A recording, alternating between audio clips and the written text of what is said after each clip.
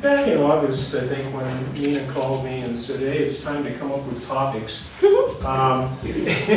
I had a few ideas, but it seemed appropriate at the time because we were just recovering from the very tragic fire that we had down by the Salt, a huge wildfire. So it just seemed like an appropriate time to talk about the fires again.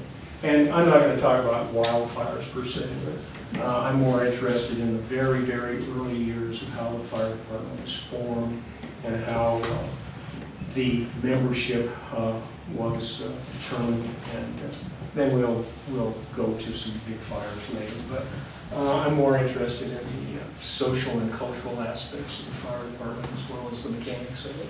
And I thought you might be interested with it too. Fire in the latter half of the 19th century was a concern for everyone. You didn't have to be out here in the wilderness. Chicago burned it around. Fire was a very, very dangerous thing to deal with. But if you think about how crippling it was or how intense it was in the wilderness, trying to develop a mining camp in an isolated area surrounded by a forest, it was abundantly clear to the people that they needed to have some sort of fire department or fire organization, but it didn't always happen that way. And with Aspen, it happened pretty much the way it happened with most mining camps. It would start in a rather primitive manner. People knew they needed fire suppression, but they were too busy trying to make their fortune. And they built their buildings haphazardly, cheap, and as a result, there was usually a big fire, and then the citizens got together. The other problem simply was a matter of finances. A young city like Aspen started to grow up. They had no money. How could they finance a fire department? So it generally took the path that it did in most cities. It was some sort of a volunteer organization that evolved. And in the case of Aspen, it is still a volunteer fire department. Pretty much operated the way it was back then. As I said, to be a fireman was an incredibly prestigious position. This is Mr. Wagner. You may have heard of Wagner Park. This is the gentleman the park was named after. Not because of his activity in the fire department, but rather because of his lengthy term as a mayor for Wagner. But this gives you an example of how a fireman would dress up for a formal event, and he has his steel-lined leather helmet. He has his Aspen Fire Department. This is a red blazer, white leather. The helmets are white. The trumpet that you see here looks somewhat like a fire nozzle. It's actually a trumpet, and that's how they would yell the orders to their men back then. We didn't have the nice radios that we have today. So, to give you a little bit of a setting, I said this was a very dangerous place to be. Pre-1873, when Ferdinand Hayden came and did his expedition in Colorado, he came up Twin Lakes, up Lake Creek, and he took the South Fork of Lake Creek and went over into Taylor Pass, or over into Taylor Park. That pass is South Lake Creek Pass today. It was called Red Mountain Pass back then. When he reached the top of the Continental Divide, he remarked in his diary in '73 that there was an abundance of wildfires. There were at least a half a dozen of them that he could see from the top of the mountains, and they were natural. And he actually had to change his path on occasion to avoid the wildfires. At the time, the forest had far fewer trees. Had you been here in the 1870s, the natural forest was about 60% fewer trees than we have today. Today what we have is a managed forest. It's the forest we want the forest to look like. It's not a natural forest. But this was a big problem. And the fires continued. When the prospectors came here looking for silver in 1879, the first two prospectors that actually came here at that time, there had been prospectors here before, but they were looking for gold. They didn't find it. So in 1879, two prospectors left Gothic, and they came over East Loon Creek Pass, and they were coming down the Loon Creek, and they were looking for silver deposits. What happened was they were almost run over by a wildfire. And they came down to Castle Creek and started up Castle Creek, where they met the next party of prospectors, Pratt Smith and William Hopkins. So there was a wildfire at that time as well. So they were quite frequent. I will point out one thing, and it's one of those myths of the West.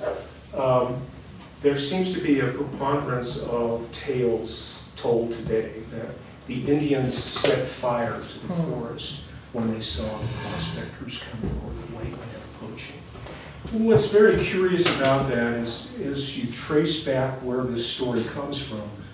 Those tales of spite fires by the Native Americans and curses on the land by the Native Americans are traced back to about the 1920s and 1930s. And that's when they start showing up in Western pulp novels and cowboy westerns. And those were so popular as fiction, parts of them were accepted as factual. And it's now part of our lore, but it's not based on fact. So that's just a little public belief that I want to keep there. And I got rid of it, so I'm feeling good. I come across those all the time. Do you know when the big burn in Snowmass, when that was? Yes, the big burn happened in 1891. And in 1891, the big burn, here's what happened. I've got a script, forget it. We're just going to go where we want.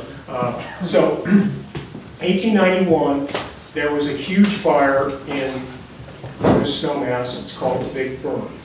And that was attributed to the Ute Indians as well.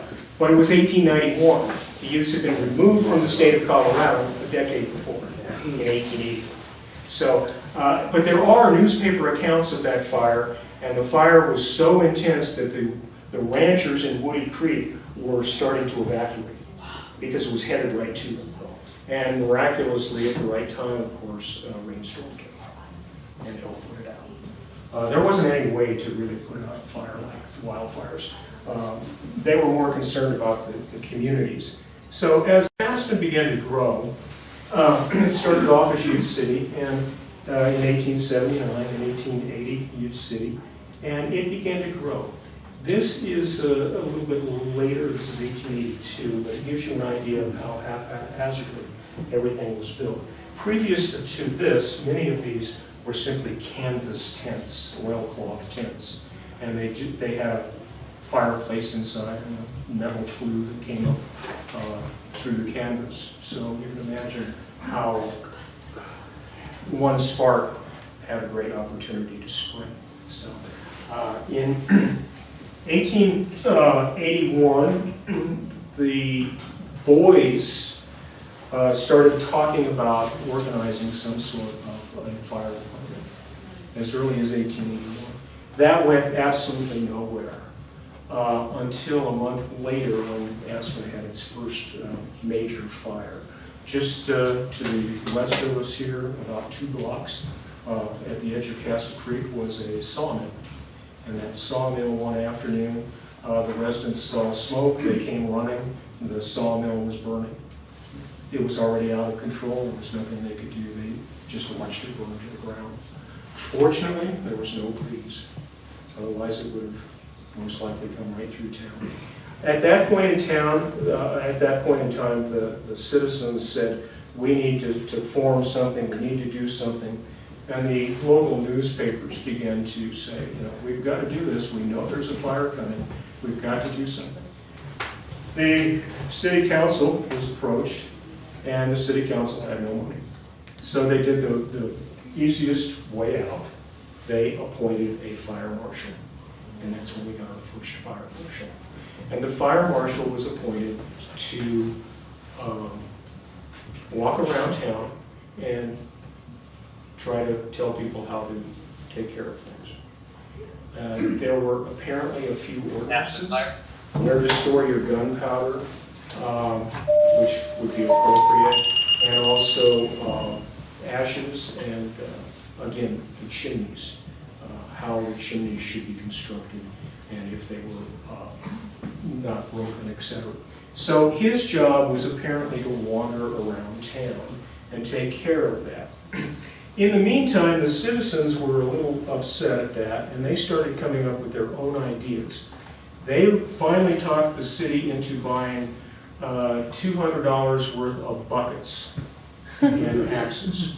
And those buckets would be placed in piles around town. They then had many of the business owners started to step forward. And there was one business owner by the name of Mr. Durand. Durand. D-U-R-A-N-D, not Durant. I don't know why we have Durant Avenue. But Mr. Durand was, he had a mercantile store near Durant, over on Galena. Durant and Lux was the name of the store.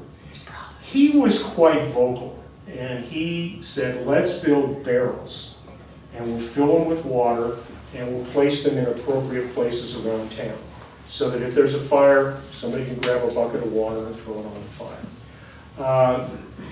There was no explanation made as to how they were going to deal with that in the wintertime when it was fine, but that was their first attempt. Mr. Durant went on and offered a water wagon. And he offered the water wagon to be placed appropriately somewhere in town, as if they knew where the next fire was going to be. But at any rate, it had actually a pump on here, and you would crank the pump. And he offered that. For that, he was made Honorary Fireman by the city.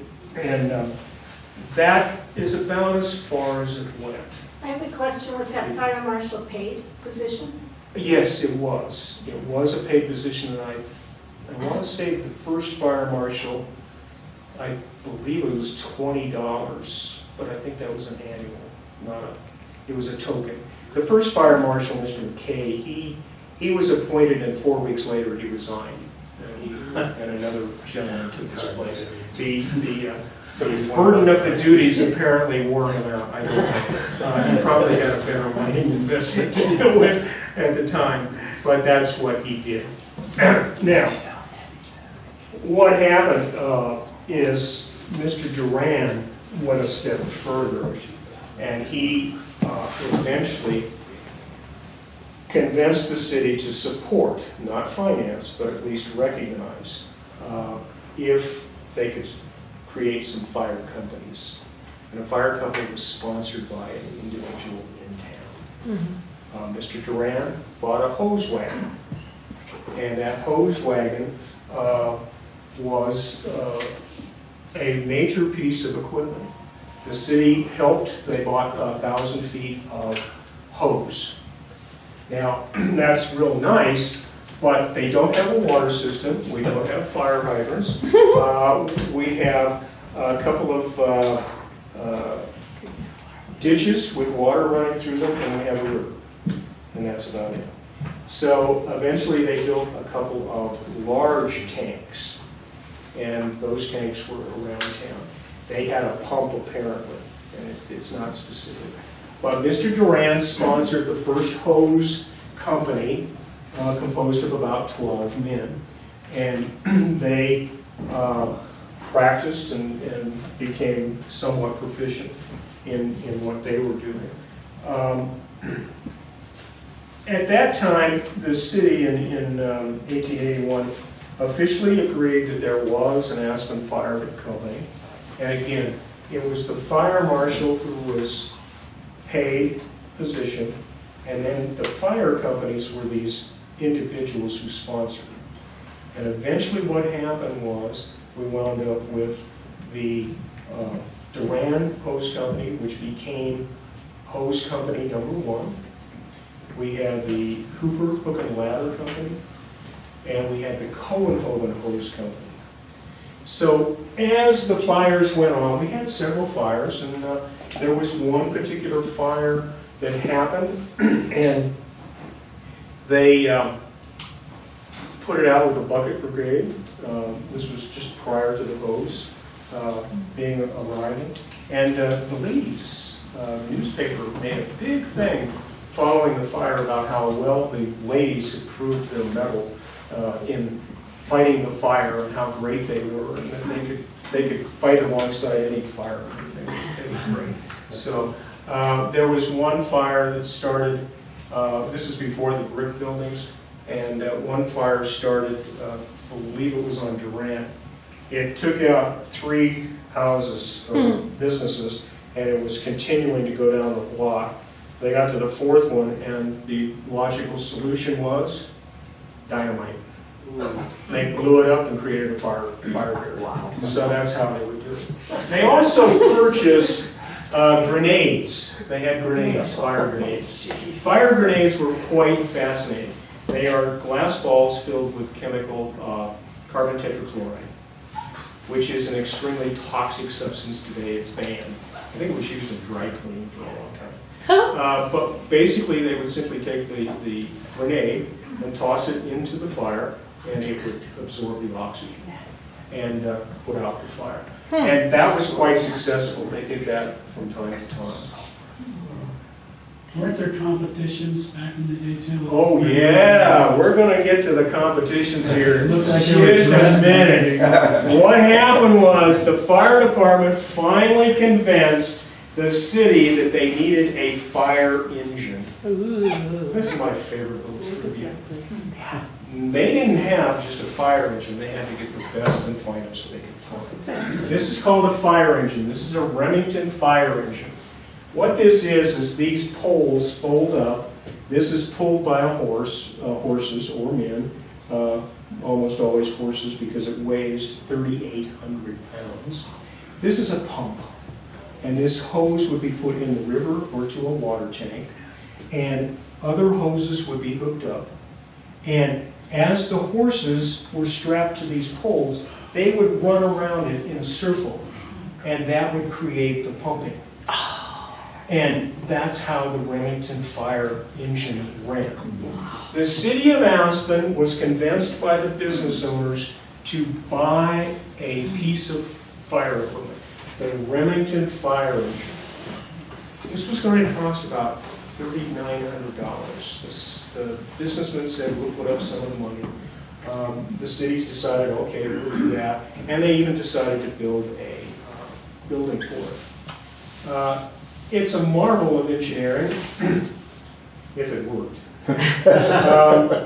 Apparently, the very first fire that they had a significant fire.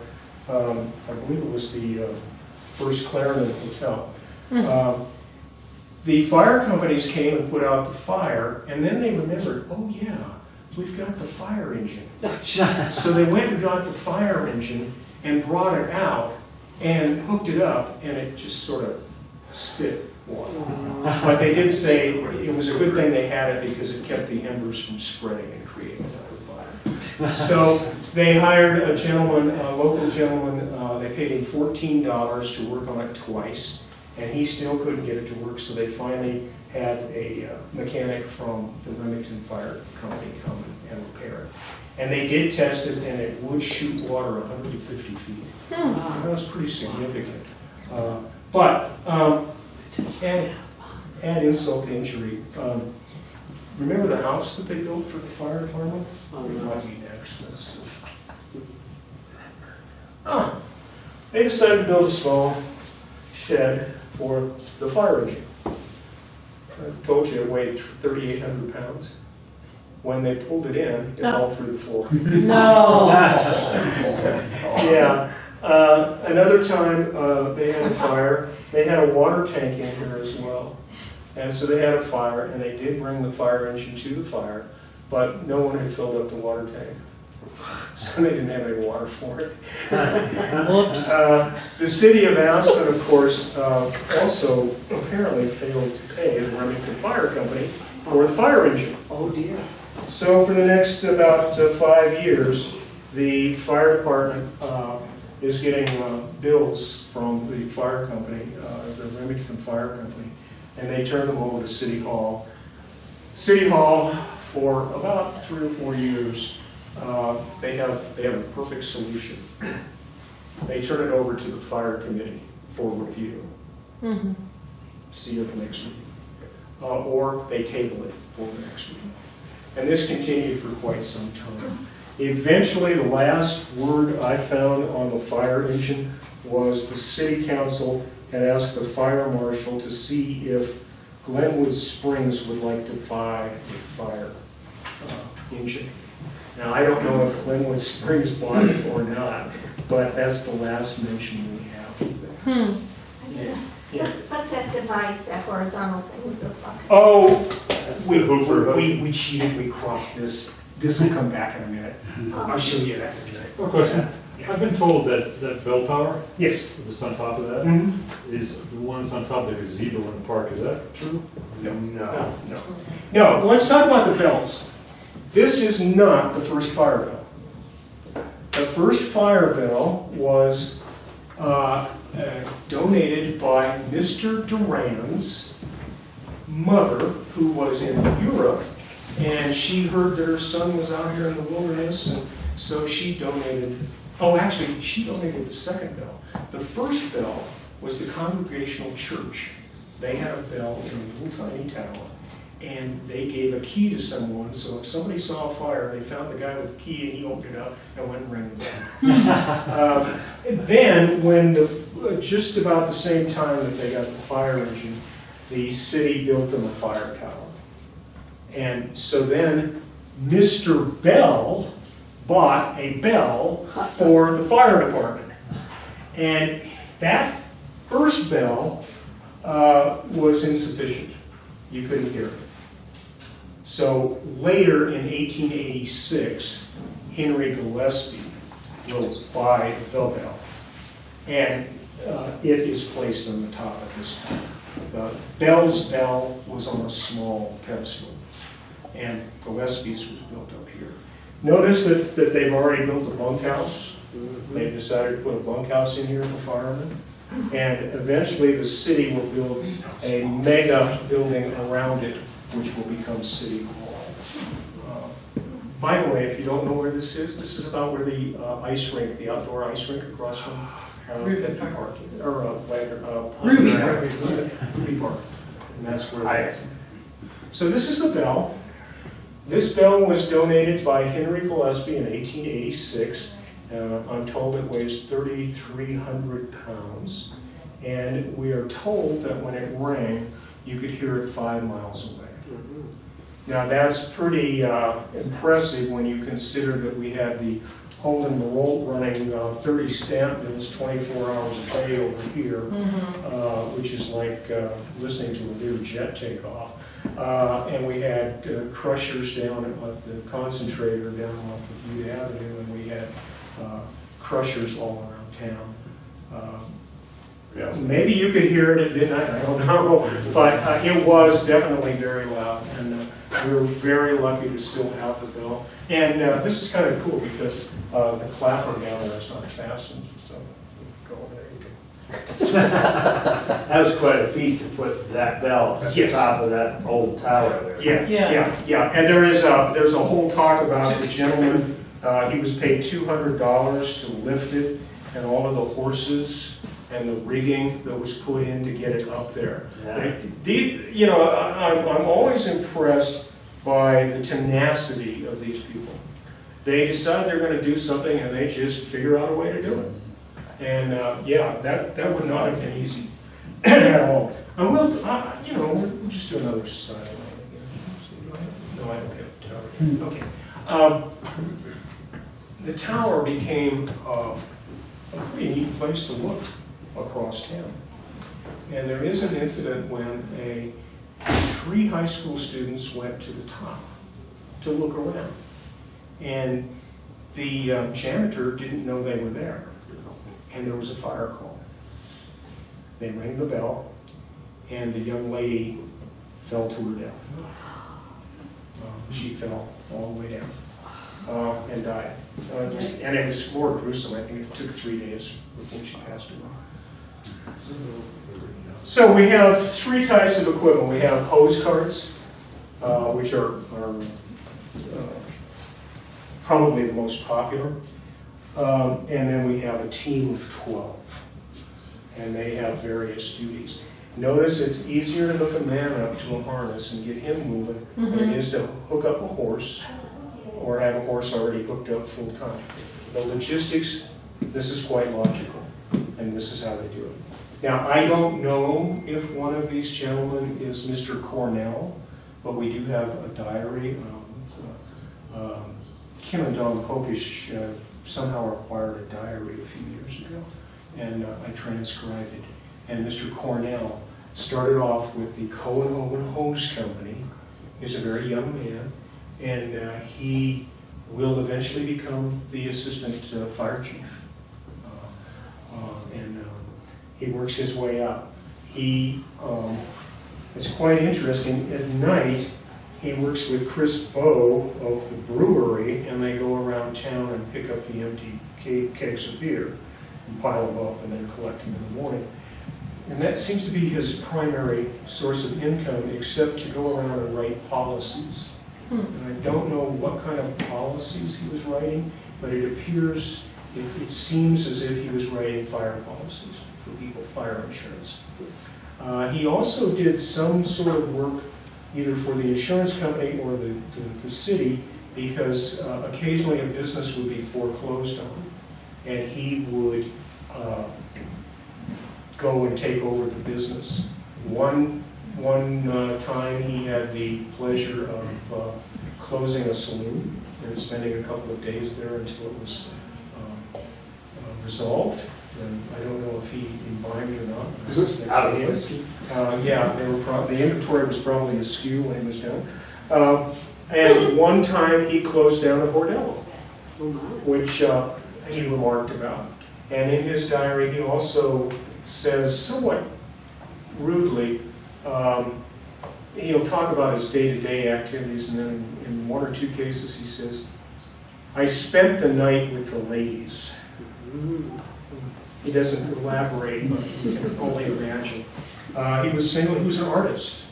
The newspapers would say, down at the drugstore, there's this gorgeous landscape painting in the front window by Mr. Cornell. Please go and look at it. It's a model. And apparently he did some very, very nice paintings. He taught painting classes. Many years later, he became the janitor for the city. And then eventually he drank himself to death with a kicker of morphine. Is that diary something you're going to publish, Larry? It doesn't belong to me. I've given that to them. I get that a lot. People will show me something and I take advantage of the information, and then it's up to me. Yeah. I don't know where it's at. The hose carts, I wanted to point out, needed a place. Eventually a fourth hose company, or a third hose company came, the Blue Star Hose Company, and this was created by the Aspen Smelting and Mining Company, which was Jerome B. Wheeler. And he created one, and since his smelter was over here at the end of the street, he had his fire company on Main Street, just across one block this east of the Hickory House, actually just straight across on Main Street. This is next to Mr. Coe Lumber, his house. This is the shed where the hose cart was kept for the Blue Star Hose Company. There is a fourth hose company that is formed. It is not officially recognized. It is the Gladiators Hose Company. The Gladiators Hose Company is composed of a group of gentlemen. Every mining camp seems to have an organization like this. They are committed to a life of bachelorhood. That's like throwing the gauntlet out. But at any rate, they decide they're going to form a hose company, and they do perform in one of the competitions on one of the 4th of Julys, and it's remarked that their outfits were bright pink silk shirts and white pants. The other companies, yeah, it's very strange. The Gladiators Club is not heard of too much after that. I suspect most of them got married. But the other companies, dark satin or silk blue shirts were their formal attire, black pants, sometimes red type of color. Very colorful when they were dressed up. So the other type of company is the hook and ladder company. And the hook and ladder company is exactly that. It's ladders and it's fire pipe poles to pull the roofs and the windows open and so forth. And usually there are a lot of buckets hanging along here, and we have several photos of this. And again, now we are in front of the new fire department. This is where the fire tower is. It's around the back. But City Council decided to build a bunkhouse for the firemen if they wanted to stay there, and then they built their city hall behind it, lot line to lot line. So that is typical of the hose carts, or the hook and ladder carts. And these gentlemen are just, I don't know who they are, they're just dressed up. Oftentimes these, we do have some other photos, and they're draped in all kinds of bunting for parades. So, there's some. Oh, by the way, what happens in the wintertime? Take the wheels off. Take the wheels off. Same thing we did to the stagecoaches going over Independence Pass. Take the wheels off and pull them around. So we were an all-weather volunteer fireman. Well, there's a whole lot more to being a fireman. The first 24 firemen who signed up apparently were accepted, simply because the town was so young and they didn't have a lot of choices. But as soon as the fire company began to become organized, in 1887, the fire company organized into the city of Aspen, reorganized the fire company, and created the Constitution and Bylaws of 1887. You guys might be familiar, but we're going to have some fun. Okay. The bylaws are rather specific. The way the fire company is formed is you have a fire chief who is paid by the city. You have a fire committee, which is the fire chief and the foreman or presidents of the fire companies. The fire companies are volunteer, but they are subject to the city and the fire marshal. So that's where it gets a little complicated logistically and politically and financially. But the individual fire companies are recognized by the city, and we have, in order for you to be a fireman, you can't just go and sign up. You have to file an application with the fire marshal, and you have to pay $5 for the application. Your application is then taken to the fire committee, who will review your integrity and morality and decide whether or not you can go on the wait list. Okay?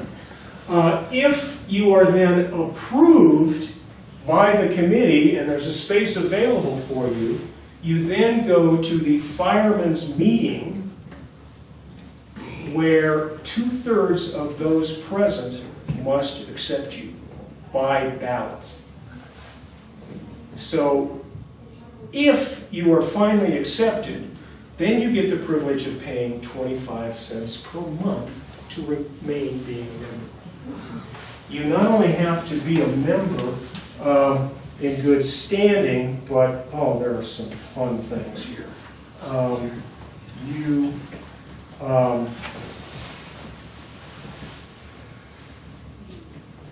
There are 90 members when they first form. There will be more. Each fire company is allowed to have 30 members. Now, there are 12 men on a team, but they have 30 members. So that's how that's organized. If you serve for 10 years, and if 2/3 of the firemen present at the meeting, when you request to become an honorary fireman, then you can become an honorary fireman. And your 25 cents a month dues are waived.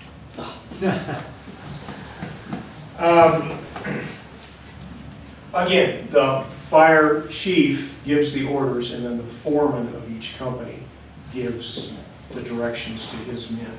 And that's the way that's organized.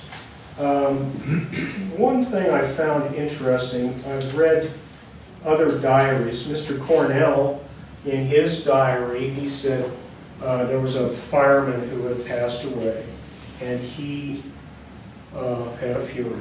And Mr. Cornell says was well attended by the firemen. Okay. The same comment is made by Charlie Armstrong, a miner up Castle Creek. He comes to town and he goes to the funeral as well. He happens to remark, was well attended by the firemen. Well, in the bylaws, if a funeral notice is printed in the paper, all firemen are required to attend in uniform the funeral, and if they don't, they are fined $1. Amazing. I didn't realize, I thought there was less motivation necessary. But I thought that was pretty cool. Larry, is that a funeral of a fireman or a funeral of anyone? Of a fireman. Okay. Of a fireman. Yeah, of a fireman. Yeah, sorry. Yeah, of a fireman. Which I think is kind of interesting to note. You can be fined as much as $1 if you are caught swearing in public or you are intoxicated. You could be asked to leave. You are required to attend at least 4 meetings a year to remain a fireman. They have a meeting once a month. So you're required to attend 4 meetings a year. No member shall speak about an issue at a meeting more than twice. Boy, that would make things move faster. I like that one. You are not allowed to vote if you are more than $2 arrears in your dues or your fines. So let's see here. I just got this on Monday, so I'm having fun with it. If an individual dies, let's say one of these gentlemen dies and they have his funeral, then all of the equipment will be draped in black for 30 days afterward. So there's a great deal of respect among each other and stuff. But these gentlemen are not here for a funeral. These gentlemen are in Leadville, Colorado for a competition. The other aspect of the fire department was competition. Mr. Cornell is more concerned in his diary about who arrived at the fire first than he is talking about the fire in his diary. We arrived first at the fire tonight and the Cohen-Hovens came second. Or, well, we've only missed it by a block. We were a block off and missed it. So there's a great competition, and at the end of the year, those statistics are printed in the paper. The Cohen-Hoven Hose Company arrived first at 6 fires, and the Blue Stars arrived first at 3 fires, and this was important because there was competition. This was serious business to get to a fire as fast as you could. So they would practice down the streets. They practiced right out front here on Bleecker Street because we've got an article about the fact that not only did they practice, but a bunch of the youngsters at the Washington School over here decided to get a wagon together and a couple of ladders and a couple of wheels from old abandoned buggies, and they created their own little juvenile hook and ladder company, and they would run alongside while they were practicing. It got so popular that on one 4th of July parade, after they had the parade, they had the hook and ladder run, where you ran down with your hook and ladder down the street, and then you stopped and you had to get a man with a hose up to a window and hit a bell, and they had a juvenile contest as well. So there were apparently 3 juvenile teams that competed, and we had 3 elementary schools, so that's probably what happened. But we had a juvenile fire department. This is how prestigious it was. But the competition was intense. We competed for state honors. I don't recall. You had to take this, run with it for, I believe, 500 feet, hook it to a fire hydrant, and then take the hose to a specific spot and have water coming out of it. And they could do that in less than 30 seconds. Wow. That was, if you did 30 seconds, you were probably going to be one of the champs. This was so competitive that this is Grand Junction, and the Aspen teams were here. I like Grand Junction because they were competing against Grand Junction, the Aspen team. What they did is they took all the hose companies and then they selected the 12 men from all of the hose companies. So, and they represented Aspen. The Aspen team was disqualified. They had the fastest time, but their hose connection fell off. The Grand Junction team was disqualified because a member of the crowd grabbed the hose and hooked it up. So this is pretty intense. What they do is there is a lot of bitter animosity between the two, and this is again Grand Junction. Grand Junction had a trolley car. I love these outfits, but anyway. Pretty strange for Victorian times. Grand Junction and Aspen demanded a rematch, and the men of Aspen put up a $1,000 bond, and they said anytime, any place, as long as it's not held in Grand Junction or Aspen. And I've never found that they followed up with it. It was probably more fun to badmouth each other for the state competition than it was to actually prove it. But it was quite a hotly debated and aggressive public relations campaign.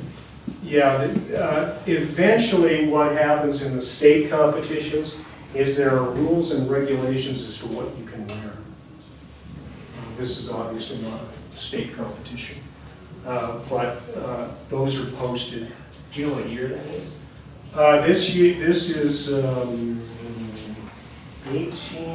I believe it's 1888.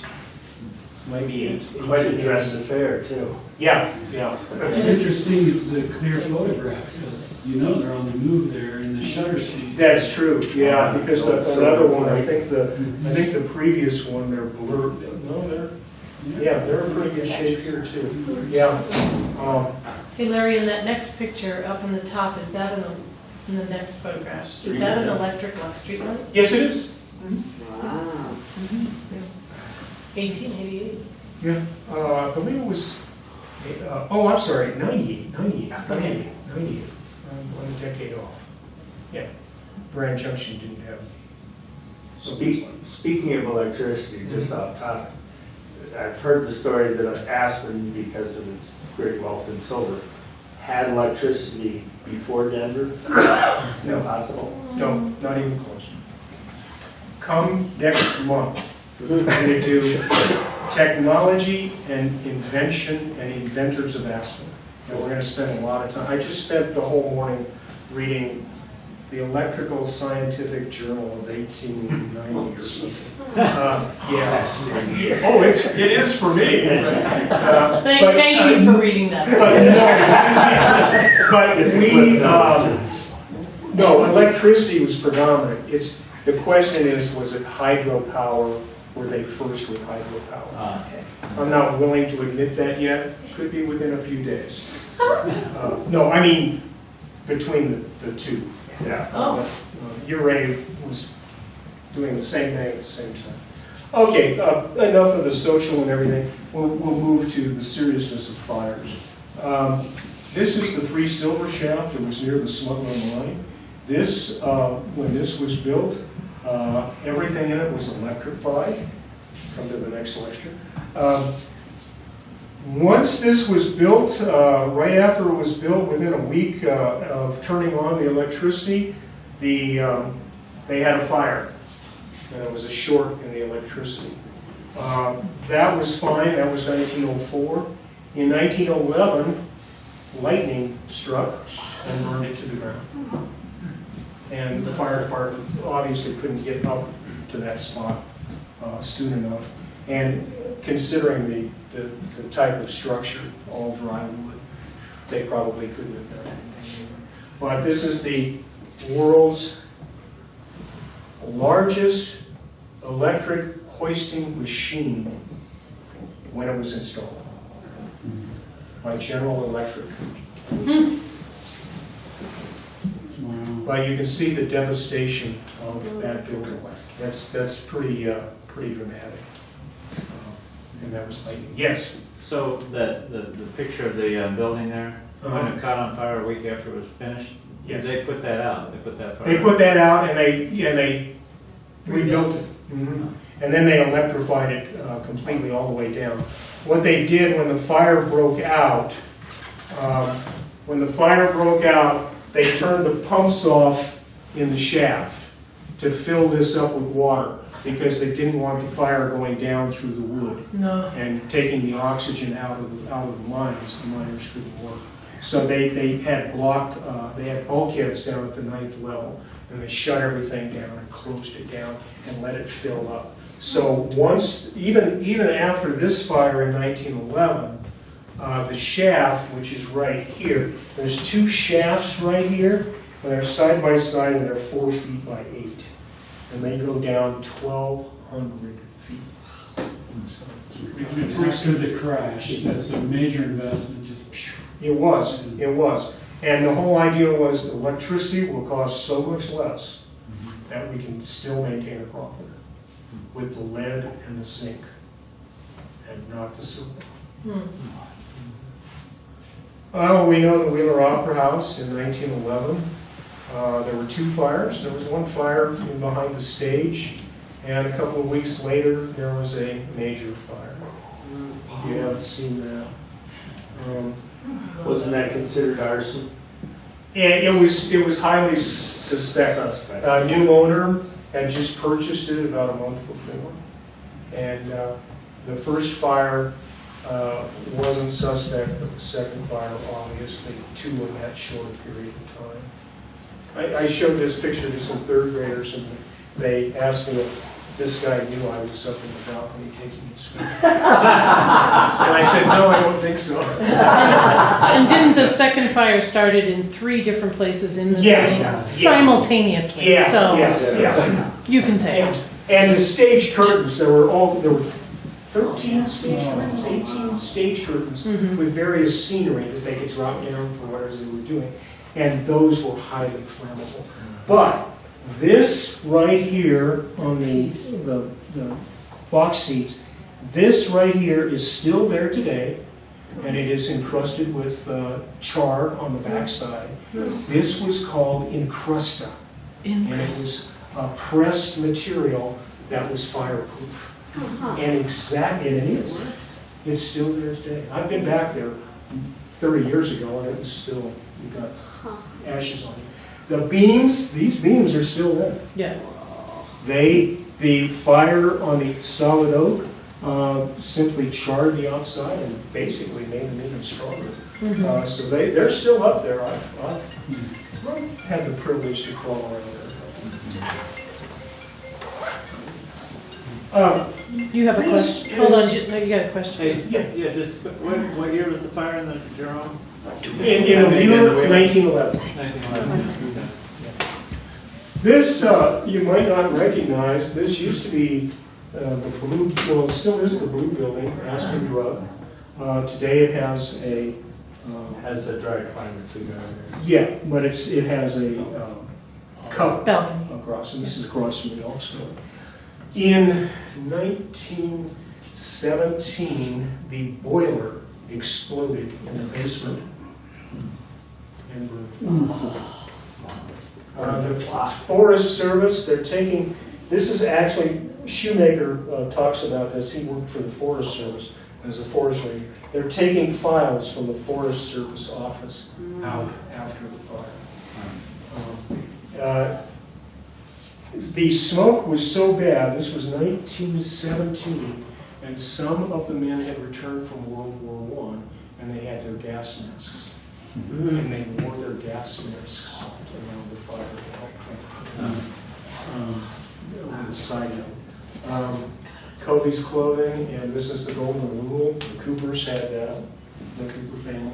Did that finish that whole block? No, it burned basically Only from there? here to there. And there's almost an identical building, which was across from the Opera House, the Tom Thumb corner. It looked almost like this is, oh no, I'm sorry, where the Crystal Palace is. The Crystal Palace looked almost like this, just in reverse. And it, yeah, Eventually. that's why it had that And angle. that's why it has the low side. They built a lean-to and the Shaws put their coal in. So that after the crash of silver and after the turn of the century, this was a pretty common sight. I think this is the Whispering Swedes house that's on fire. And you can see, after 1916 or so, in part because of World War I, there weren't any young men. The fire department sort of turns into just one group of men that just run and go put out the fire for quite some time. It's not as well organized in the fire companies. But remarkably, I think the next photo, yeah, this is 1941. The Opera House sits over here. This is the Tom Thumb building. And the reason I have this is 1941, if you look very, very carefully. Yeah. They're still using the hose wagon. 1941. I love that photo, because that's probably the hose wagon that's down at the museum. And I don't know that we've got any others, so that's probably it. But they were still using a hose wagon. How they got it there, I don't know. And, Yeah. I'm sorry. In 1959, there was a fire just west of here. This is the barn. That's not a barn. This is the Holden Road Mining and Ranching Museum. There was a grass fire over here. A gentleman took his tractor and cut it from one ditch. He cut water over here. But this hose, it's out of the picture. We don't know, but the newspaper says, and they used a hose cart. 1959. They still had a hose cart. That's pretty amazing. I just thought I'd put that in. And before we finish up, if any of you have a fire hydrant on your property or nearby, please dig it out. It's not that old a picture either. No, that's not that old. That's a very poor job. I'd make sure it's around big enough 2 men can stand it. If you send us a picture of you shoveling out a fire hydrant, we'll put your name in a drawing for a prize. So I have to do a selfie with my shovel. I am planning on the storm being big. I'm going to be outside all day. When I do my driveway, then I stop and I grab my broom and my shovel and I dig out my fire hydrant. I've been doing that forever. Yeah. Despite the city plow. But that's another story. So, firehouses. This is the first firehouse, and then a few renditions of the firehouses. This is the firehouse after the city got involved and decided they needed to put City Hall here, and they built it with brick and housed it, presumably with a floor that would support it.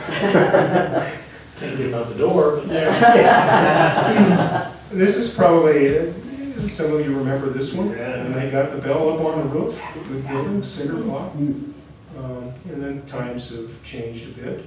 This is the way a lot of people remember it, and today. So, to go back, the gazebo, the bell was In- next to the gazebo, I think. It was right near. We have a photograph. Gazebo was not built in Pepke Park. Right. It was built next to, Next to the ISIS, I think. yeah, it was built next to the ISIS. Whoops.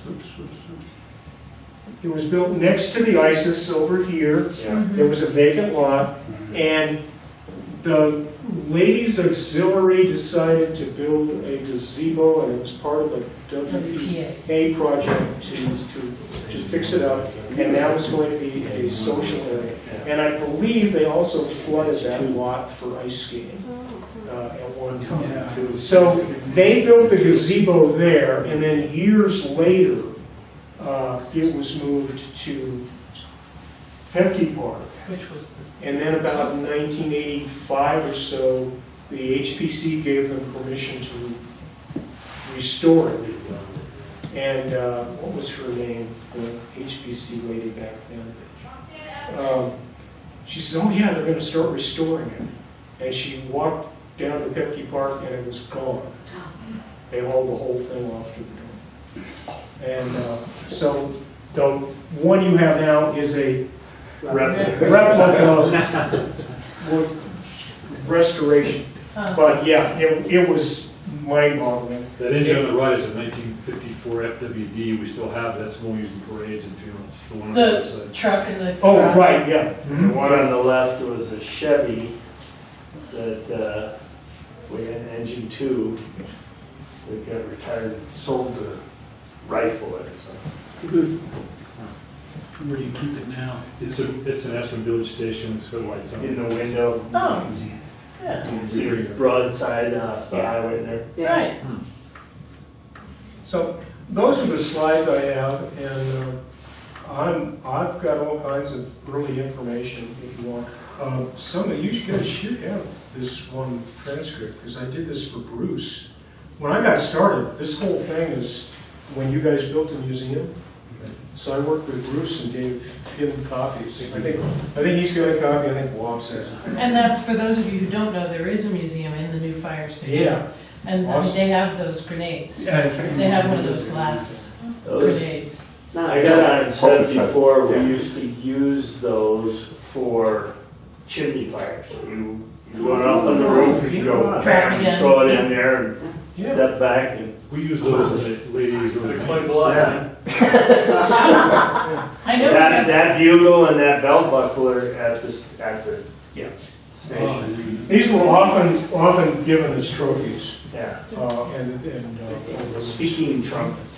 Larry, anecdotally, I heard that there was a fire somewhere in the neighborhood of Cooper Avenue that took out a pretty good swath of town, and after that, the building code changed to brick. yeah, remember the one where they blew up the house, or the blacksmith shop? Dynamite. Next.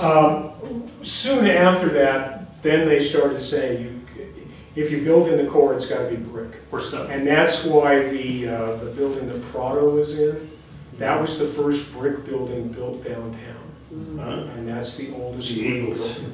Yeah, it was the Yes. Eagles, yeah, it was the Eagles. What a great land Yeah. deal that was. Planet Hollywood. Yeah, that was the first brick building after that. And that's why you see the brick buildings that are interspersed. I guess the new ones were grandfathered in, but you're exactly right. The So it was city- about 1884 when Yeah, they. and the city continued. Gunpowder was a big problem, and eventually, in part because of the fire department, if you had a hardware store, you could only have one box of dynamite in your hardware store. Much safer. Yeah. I think Carl is breaking that. Miners building, last time I was down there. Yeah, you don't know, there's a basement below. Yeah, below the floor. there's a basement below the floor. Yeah, there's a basement below the basement, yeah. Yeah, eventually they passed an ordinance, and that's why if you go out on Ute Avenue, there at Benedict Building, there are two brick structures that look rather awkward. Those are explosive bunkers, and that's where the explosives were stored. They're right there by the bike path. Those are in fact, if you look carefully, they've turned them into offices or something, and they put a window in one. But if you look carefully, you can barely make out where it says explosives. It was interesting, you said that the first fire marshal was $25 a month or 20, whatever. I thought it was Let's try it out, 20. but it was only 20. Yeah, it was 20, and I believe it was for a year. Actually, I read an article, I don't remember what year, but the first paid fire chief got $100 a month. And go back, and I'll find Yeah, out. that would have been much later. They And also gave the and then fire, And they paid the firemen, I think I read that they didn't like cleaning up after fires, so they actually hired a janitor and gave him a place to sleep for $50 a month. yeah, in 87 or 88, when they had that bunkhouse and everything, they approached the city council and said, it's not appropriate for these guys to fight the fire and then come back and have to clean up. So we want a janitor. Right. And you're right, he was paid, and that's what Mr. Cornell eventually wound up doing. He became the city janitor. Well, the city janitor took care of the fire department and cleaned it up. And the fire chief eventually got $200 stipend for maintaining his uniform. Because after fires, it was filthy and burned, and his cleaning bill and We had the same thing. Taylor, We had the same yeah, thing. Taylor. So, yeah, so. He just says 5. Yeah, but they gave him Beautiful. $200 stipend That's cool. for that, and that was one. So there were, similar today, there is a paid level which maintains, and then there's the volunteers and so on. But what I find fascinating here is that the camaraderie and the way you become a fireman back then isn't a whole lot different than now. It was a social club. It was run like a social club. You had dues to pay, you had obligations to meet, and if you didn't, you were out. But there were rewards for it because you had the status and you had got the competition with fellow firefighters around the country. And now it was the black ball box too. Yeah, That's in the museum. yeah. Voted white or black marble. Yeah. Oh. To determine, yeah.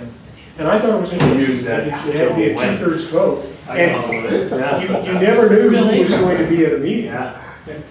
So, you know, you might, I think a quorum was, well, for the 30-member fire, each of the fire companies was required to have a meeting once a month also. And they were required to have it at the fire hall. Just for those of you that might be interested, this voting thing is a little box with a hole in the top, and you drop your marble in. Yeah. And it has a hinge lid, and the president looks in and can take a count. Yeah. But it had 2 little trays out in front of it full of black marbles and white marbles. Yeah. So by the time you came by, Yeah. you're like, Yeah. this guy's screwed. Yeah. You can tell how to vote. If you were sitting halfway back. Yeah, I'm sure, yeah, I hadn't realized that. That's funny. Yeah. But, well, it was very much like a paternal organization, very, very much so. And, The secret owl. yeah. Not so simple. I have not come across anything about insurance for the firemen. That was the question I was going to say, that there used to be fire marks, which were a iron plaque that you'll see there, they're collector items. They were a horse and buggy or a firefighter, and they were issued by insurance companies, and they Oh, nailed it on, exactly, right. and it was called a fire mark. and Right. They'd be nailed to the side of a house, and the race for fire companies to get there was the first company there got paid by the insurance company. And the story goes that 2 companies would get there, fight over who was first, while the house burned down. Yeah, the other side of that was in large cities, I think in Boston, Yeah. for example, if you bought a fire insurance policy, you put their symbol on the Right. house. Well, the fire companies were sponsored by the insurance companies. So if you had X insurance and O fire company And you K, got there and it they wasn't just them. drove right on by. Yeah.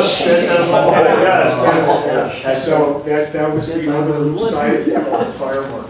That didn't happen in Aspen. I don't know the history of the water system in Aspen, but that's probably something to look. But piping was wood Yes. at first, and so when they talk about fire plug, that's what a hydrant is referred to as, a fire plug. And You get there and bore a hole into the Wood. wooden water pipe, stick the draft hose in there, and when you're done, they put a plug in it, so it turned into a fire plug, the hydrant. So you get there and you can pull this plug up. Yeah, I was going to spend some time on the water. Eventually, they built some water tanks and reservoirs on the mountain and had some piping. And they talk, I think as early as 1883 or 84, they talk about pipes being brought to town. But then they were open ditches. And the ditches that you have out here today, Still, yeah. those are historic. Those were built to provide water for the residents and fire protection. You came in, you dumped your hose in there, hooked the pump up to it, and so these are very important throughout town, and they went all the way through town. And that was the first, and then about 86, 87 is when town just exploded, because they were settling the lawsuits and the railroads had announced they were coming. So we knew this was going to be a big economic boom. And the population actually grew faster in 1886 than it did after the railroads arrived. The thought, they just knew what was going to happen. But in about 1886 or 87, that's when D.R.C. Brown and his father-in-law, Henry Cornell, built the water company. And that's when they laid the pipes through town, and the wood pipes. And that's when they built reservoirs up on Aspen Mountain. Now, I was going to do that, but I took those slides out and I didn't have time. But yeah, water's the critical factor. I mean, you know, you have a water tank and you got a water wagon, and you got a Remington pump, and you hook up the hose and there's no water in the tank, you know. Well, think of that wagon that you show with that iron tank on there, 9 pounds a gallon for water, and Yeah. sitting on that rickety old wagon. What that must have weighed in order to haul That that. wagon- Yeah, that thing. That sat in the backyard here for a long time. Yeah, it's the museum owns it. Carl and I, years and years ago, Carl wanted, I think he wanted me to do it. I just- What's it say on it? It's something about drainage company. I think it's the Aspen something drainage company, which is probably the Aspen mining and drainage. Where's Marky? Hmm? Where's Marky? Yeah, Marky, I think this predates me. A couple of years. So Wagner Park and the Marshal Wagner are the same? The same man. Mr. Wagner was mayor during the quiet years. He, Thanks so much. He was noted for cleaning out the ditches, and that was one of the things. And he actually got in arguments with neighbors about cleaning the ditches and maintaining them. Some of them didn't want him going through next to the water, etc. But he was mayor during the quiet years when there wasn't enough money to hold an election. So the newspaper said, if you're okay with everybody on council and the mayor, we'll just keep it the way it is, and if there's any objections, we'll have to raise some money somewhere and have an election. So Wagner was one of our long-term mayors for quite a while. Yes. Yeah, I was wondering what you could tell us about, there was a fire where the Cedar Chalet building is now. There was a ski inn and it burned down, and I don't know, maybe 1954 or something. I didn't come across that one. Okay. I'm not familiar with it. Yeah, there have been a lot of fires. Oh, I'm sure. The Chitterton building, which is where, what is that? It's now, It's it's Michula. Michola. That building caught fire in 1961. And I've got pictures of it. On the corner of Main. County corner from the Southeast corner. Hotel Cantina. Right. Yeah. Cantina. That was the old that was YMCA. Epicure. Yeah, that was Aspen's Thanks. first YMCA. Thanks, wow. It was noted not for the 600 carefully selected books, but for the fact that it had hot and cold running water in it, and baths for the general. So let's give Larry a big. Yeah.